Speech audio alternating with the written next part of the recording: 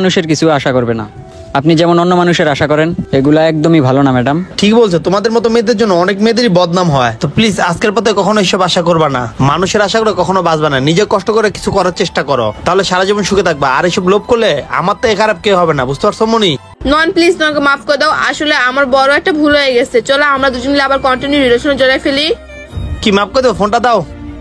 আরে নয়ন, তুমি না আমাকে মন থেকে ভালোবাসো, তাহলে ফোনটা দাও। ফোনটা নিয়ে গেল কেন?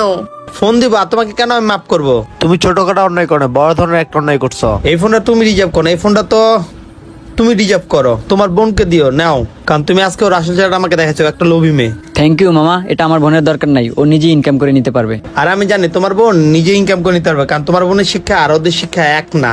রাখো, নাও, এটা আমি তোমাকে খুশি হয়ে দিলাম। আরে নাও তো। আর মনে ভালো থেকো, নিজের লোভ লালসের দুনিয়া থেকে বের হয়ে যাও। চল নয়ন। বন্ধুরা, কাউকে ভালোবাসলে মন থেকে ভালোবাসবেন, তার টাকা পয়সা কেনা, কারণ টাকা পয়সা তো হাতের ময়লা। এই ভিডিওটা দেখে কি বুঝতে পারলেন অবশ্যই জানাবেন, লাইক শেয়ার কমেন্ট করতে ভুলবেন না। ধন্যবাদ সবাইকে ভিডিওটা দেখার জন্য। নতুন কেউ থেকে লাইক শেয়ার কমেন্ট করবেন।